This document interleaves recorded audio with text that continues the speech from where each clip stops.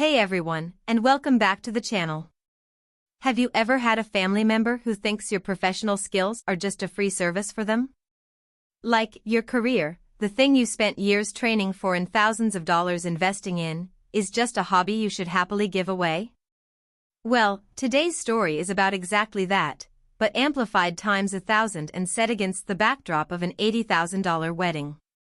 My sister, Sarah, has always been the entitled golden child, and I've always been the one she expected favors from.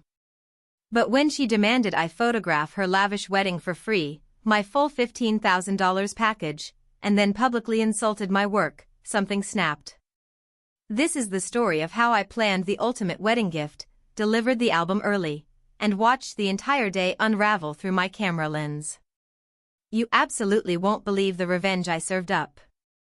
Let's get into it.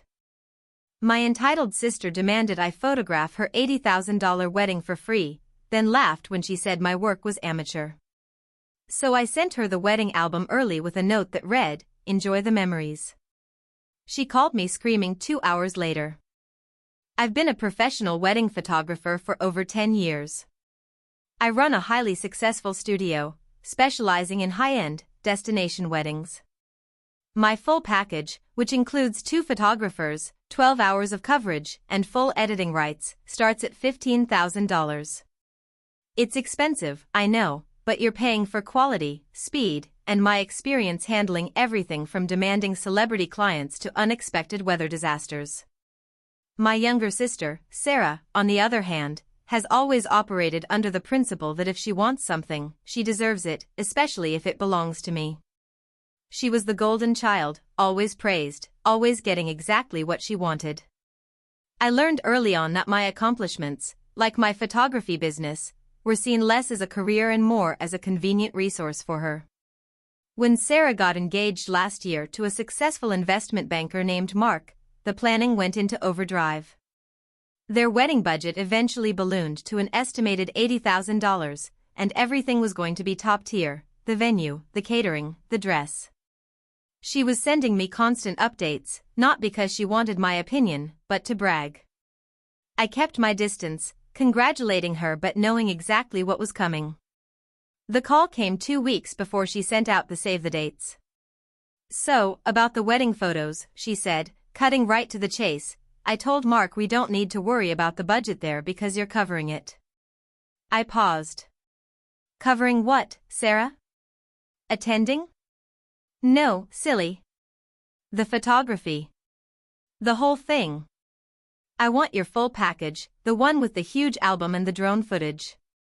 Since you're family, you can just do it as our gift. I felt that familiar knot tighten in my stomach.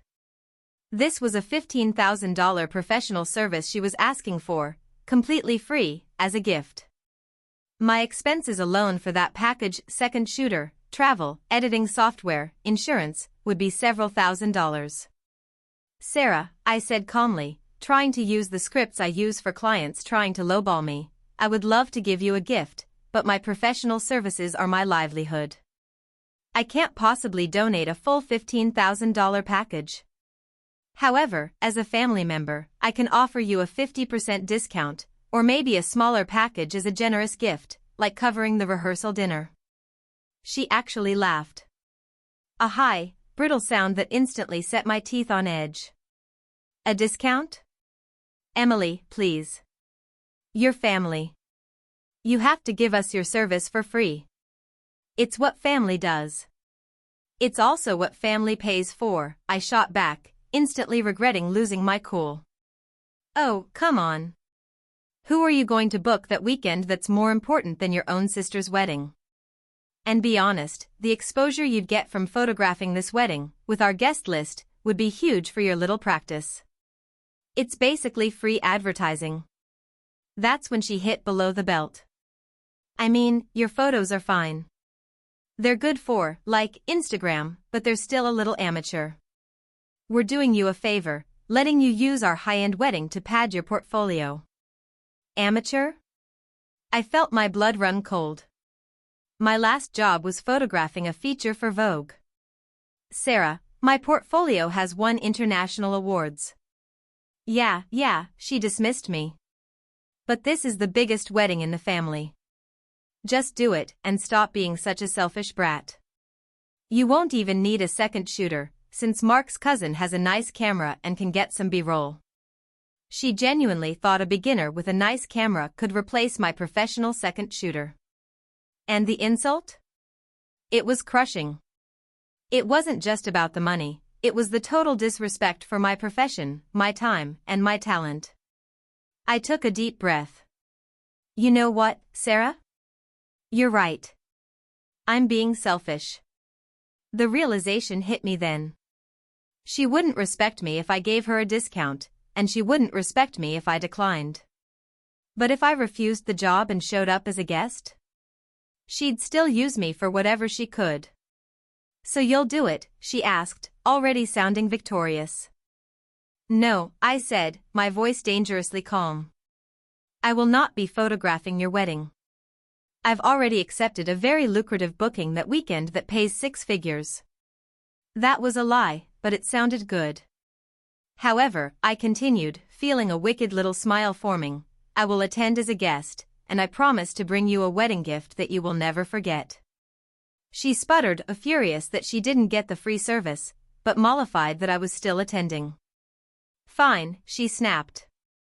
But don't wear anything that clashes with the color palette. And bring a nice gift. I hung up and immediately called my second shooter, Jen. I explained the situation and told her I needed her help. I'm going to that wedding as a guest, I explained, and I'm going to shoot it from the perspective of a guest, documenting everything Sarah would never want to see. Jen was horrified by Sarah's entitlement, but instantly on board with the plan. The wedding day arrived.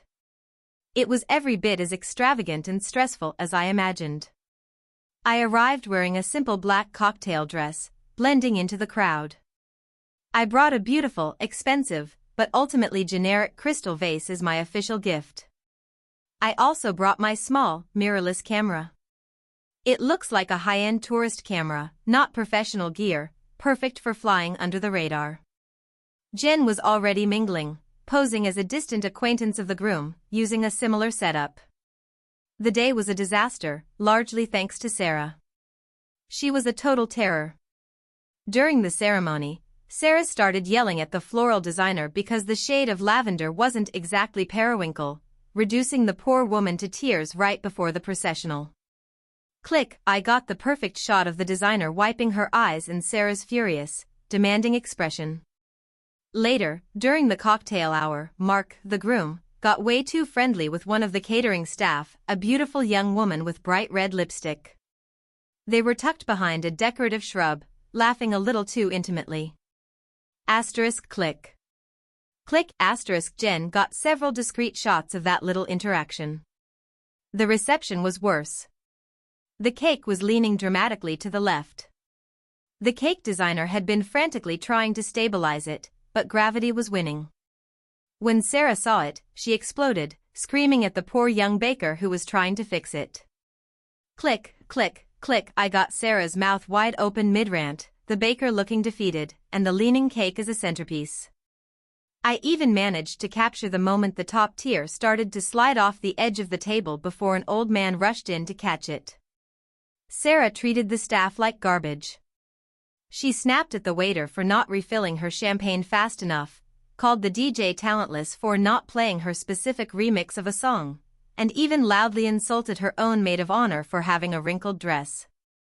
I captured every single moment, the stressed waiters, the embarrassed guests, the miserable bridesmaid hiding her face. It wasn't just Sarah. Dad was visibly drunk by 7 p.m., delivering an incoherent toast where he accidentally called Mark by the name of Sarah's previous ex-boyfriend. Mark's own father, who clearly hated the entire affair, was caught on camera looking at his watch every 5 minutes with an expression of pure misery. Jen and I worked like ghosts, capturing the unspoken reality of the day, the $80,000 facade crumbling under the weight of entitlement and poor planning. We weren't looking for the sweet first kiss, we were looking for the hidden conflicts, the disastrous details, the moments of utter shame. We finished the evening with one final shot, Sarah, sitting alone at the head table, frantically texting someone, looking utterly miserable, completely oblivious to the beautiful, empty ballroom surrounding her. The next day, Jen and I met up. We downloaded all the photos, and I selected 50 of the most devastatingly honest shots: the leaning cake, the shouting matches, the flirting groom, the drunk father, the miserable guests. I didn't edit them for color or warmth, I edited them for stark, brutal clarity. These were professional photos, impeccably timed, focused, and composed, but they told a story of misery and dysfunction. I designed a small, high-quality, leather-bound book, the kind of small album I usually use for rehearsal dinner prints. I titled the cover simply, "The Memories." I wrote a single note and tucked it inside the front cover. I shipped the book overnight express to Sarah's apartment, timing the delivery for early Monday morning, knowing she would still be in that post-wedding bliss haze. The note read, "Dear Sarah, as promised, here is your unforgettable wedding gift. My work is not amateur, but I believe the documentation of real events requires a skilled eye and professional timing. Enjoy the memories. Emily, your amateur sister." I pressed send on the tracking notification just after the delivery confirmation came through. My phone started ringing 2 hours later. It was Sarah. I looked at the screen, smiled, and sent the call straight to voicemail. Then I sat back and waited for the inevitable meltdown. She called 13 times in 20 minutes. Finally, a text message came through, typed entirely in capital letters. "You wretched, horrible B*********H. How dare you? I am calling the police. You are not invited to my house ever again. Delete those pictures right now." I waited 5 more minutes, making myself a cup of tea, before I replied calmly, "I received your message, Sarah. They are digital files, protected by my company's standard copyright agreement. I suggest you read the fine print." She responded immediately, "What fine print? You weren't the photographer." "No," I texted back, "but I am the artist and creator. And those are the memories I chose to capture of your day." Then came a call from Dad. I answered that one. He was screaming, panicking. "Emily, what the hell did you send your sister? She's hysterical. She said there are photos of her yelling at the cake guy and pictures of Mark with another woman." "Oh, those," I said sweetly. "Those are just documentation of the day's events. I told her I'd give her a gift she'd never forget." "This is blackmail," he yelled. "No, Dad, blackmail is threatening to tell authorities about your sister's tax evasion problem if she doesn't give me money. This," I explained patiently, "is the cost of insulting my professional livelihood and demanding $15,000 worth of free labor." If Sarah had accepted my simple gift of showing up as a guest, she would have had nothing but pleasant memories. Instead, she chose to disrespect me. And I simply delivered a visual record of the disrespect she showed everyone else. I continued, "Tell Sarah that if she tries to pull any legal stunt or publicly smears my name, I have 500 more photos and a video reel that I will be sharing with the wedding blog that was planning to feature her wedding." I also already sent copies of the photos of Mark and the caterer to Jen, who is a good friend of his business partner. The line went dead. I assumed Dad had to go deal with the fallout. Later that evening, Mark called me himself. He sounded completely defeated. "Emily, please. We're offering to pay you the full $15,000. Just delete the photos, please." "It's too late for payment, Mark," I told him. "The value of those memories is priceless, isn't it? The gift has been delivered. And since I wasn't the hired photographer, I have no obligation to delete them. I retain full artistic copyright." I blocked Mark and Sarah on all platforms that night, including social media. I didn't want to hear the fallout, I just wanted to enjoy the peace. The last I heard, Sarah and Mark had a massive, explosive fight over the photos, specifically the ones of Mark and the caterer. Their perfect, expensive marriage started with a massive breach of trust, all documented in high definition. The wedding blog feature was quietly pulled after I anonymously tipped them off about the behind-the-scenes drama. Sarah sent me one last rambling text message from an unknown number. You ruined my life for $15,000. I didn't reply. I just changed my number. She thought my work was amateur, but I proved that day that I am a master of composition and timing, especially when the subject is entitlement. Wow. Just wow. The sheer audacity of Sarah and the perfectly executed, cold, hard revenge from Emily is something we won't forget anytime soon. Emily certainly knows how to frame a shot, both literally and figuratively. What did you think of the final wedding album? Was Emily's revenge justified, or did she go too far? Let me know your thoughts in the comments below. If you enjoyed this story of professional revenge, make sure to hit that like button, subscribe to the channel, and ring the notification bell so you never miss another video. See you in the next one.